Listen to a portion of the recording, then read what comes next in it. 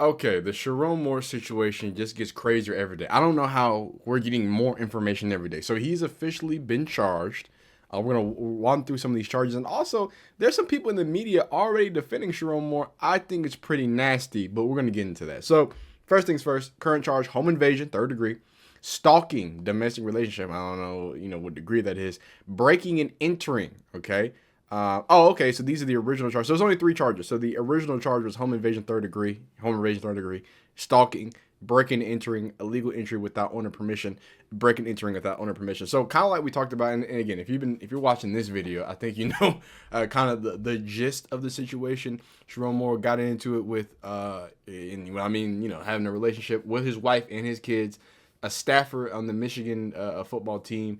Apparently got her knocked up. There was some situations, and to give, I don't want to say give credit to Michigan, but it also found out that apparently Michigan had been they've been researching this for a while. So in mid-October, a tipster had contacted the university first, alleging that the football coach had conducted an inappropriate relationship with someone on his staff. According to a person familiar with the situation, the university opened an investigation but found no evidence to confirm the tip, since both Moore and the woman involved denied the relationship. Still, the university decided to hire an outside law firm to dig deeper into the matter. On Wednesday, the woman contacted the firm to say that she had, in fact, had a relationship with Moore for roughly 2 years. Wow. 2 years until 2024. According to the person familiar, she adds that there were emails, texts, and phone records to prove it. So she basically gave it up and said, hey, man, yeah, it's been going on. For 2 years is Nutsville, Tennessee, and I guess they stopped in 2024.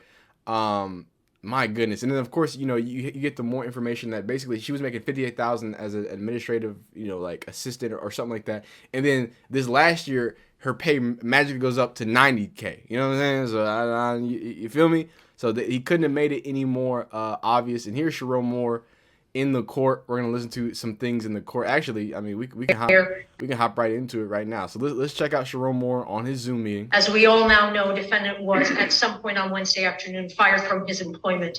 He then, at some point soon thereafter, came to her apartment in the address that is alleged in the complaint, barged his way into that apartment, immediately then proceeded to a kitchen drawer, grabbed several butter knives and a pair of kitchen scissors, and began to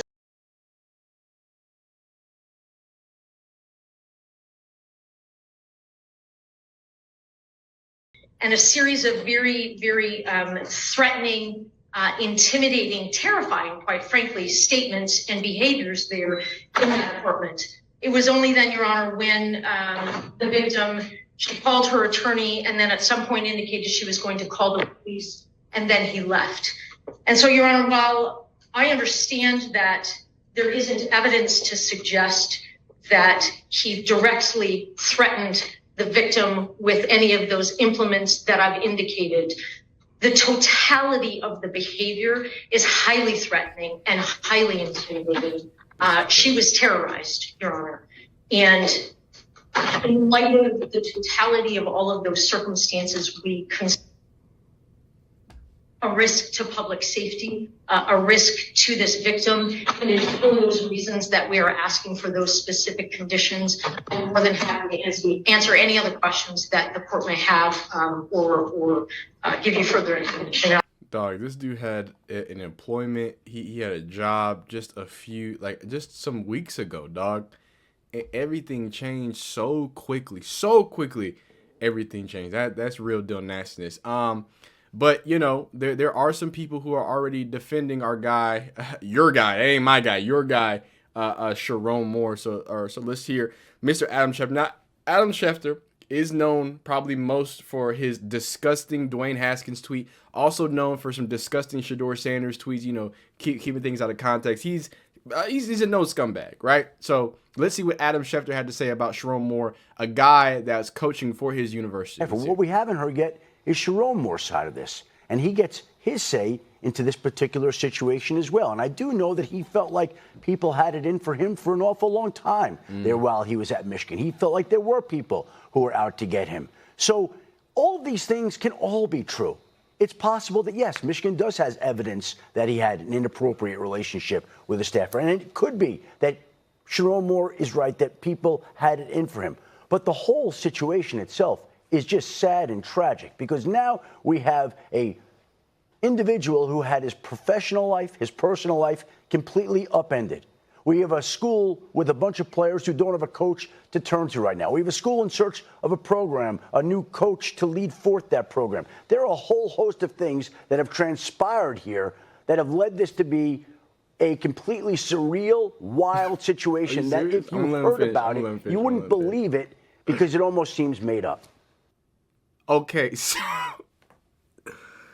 oh my God, men. Okay, as men, maybe we are bad. Maybe we got a problem. So, and this has been my issue. I'm cool with innocent until proven guilty. Like that's crispy. That's how this country operates. Let's do that. However, at the bare minimum, the family lost their father. A wife lost her husband to prison, what it's looking like right now, and or an affair. Kids are without their father. What's crazy to me, and this is how nasty like sports media is, right? And this has been going on for years, man. The first thing people are worried about is the sports. What's Michigan gonna do with a new coach? Oh my God, Michigan's gonna have to find a new coach. I'm sorry, no disrespect. Who the hell cares? You're talking about a dude that was fucking an assistant on his staff, and the thing y'all are worried about is the Ohio State Michigan game. Is that what y'all worried about right now? Like, how nasty is this? And shout out to Sherrone Moore because, of course, he's probably best known for these comments. Really, I don't see color. This is from Moore. Moore said during a media day for the bowl game against Alabama, "My wife is Caucasian. My kids are mixed. I deal with black and white." I thought you said you didn't see color. Now you see black and white. Interesting. "I've lived in Kansas, where you can be in the house with the door open until 12, and New Jersey, where you have to be in the house by 6 o'clock. I've seen all cards of the spectrum." So, you know, he's a big I don't see color type of guy, right? And one of my favorites, idiots, Mr. Taylor Lewan. I really hope ESPN maybe smartens up and sees that you shouldn't have a doofus with like this, a former Michigan guy. Just speaking in general, right? Someone who plays second fiddle to Will Compton is probably not somebody you want on your ears. But hey, here he is on Get Up. And again, listen to what happened. A woman's life was threatened. A dude was doing nasty things to an assistant, right? And now somebody's family, somebody with their kids, their wife, they're without their father and husband. But what is Taylor Lewan focused on? Imperative that Michigan gets the right guy in as fast as possible, because if they take longer than January 2nd, Michigan is dangerously close to going through what Penn State has gone through for their coaching process. It's extremely well said. So all of that said, who do you believe should be the next coach at Michigan? Well, I think the first name that's going to come up a lot is going to be Kalen DeBoer. I know he's a Midwest guy, Midwest ties. He's got a proven winning track record. Jesse Minter is another name that's going to come up in the NFL, whether he's extremely interested in that or not, whether he wants to stay in the NFL or go to college. I think Michigan fans would really like to have him.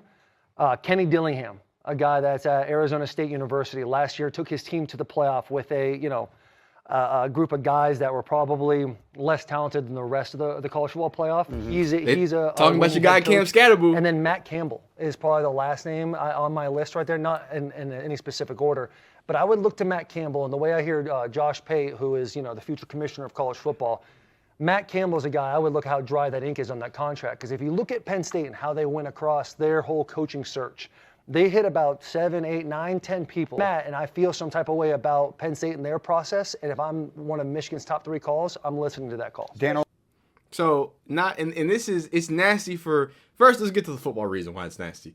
Do you know how nasty it is to talk about someone who just took a very prestigious role, right, over there at Penn State, to be like, well, I mean, honestly, Michigan was the best play. Dog, yeah, Michigan can't go a year without a scandal. Why? I love, and it's great to have Michigan alums say this stupid shit, just say stupid shit on TV. Again, forget all the nastiness that's happened. Forget that Taylor Lewan, right, was caught in Michigan This is documented. He was caught in Michigan threatening a woman who had, let's say, had some SA threatened against her, right? And she went to the court. Do you know Taylor Lewan threatened that woman and said that he would ARP her too? And all that happened is the police came in. The threats were reported by 2 other football players to the Office of Student Affairs, who reported them to the university. The university police did a wellness check on the young woman and met with Taylor Lewan. They warned. All they did was warn Taylor Lewan. He told a girl, "I will R-word you if you go say this. Say that you got assaulted by my teammate." Why? I really want to know. Harbaugh's a cheater. Sherrone Moore's a freak and a nasty, disgusting human being. Why? What? Michigan should. Michigan needs to face real deal consequences. I don't understand how y'all are cheaters multiple times. Y'all don't give up your phones. You got the Stallion situation. You win a national championship, and now people are like, "Well, it's a coveted." What is coveted about Michigan? So there could be another scandal? Michigan needs to be banned from post game for a second. Y'all need to chill y'all freaky cheating asses down. That's what needs to happen. Taylor Lewan, you're a nasty dude. It's a lot. It's just nasty, dog.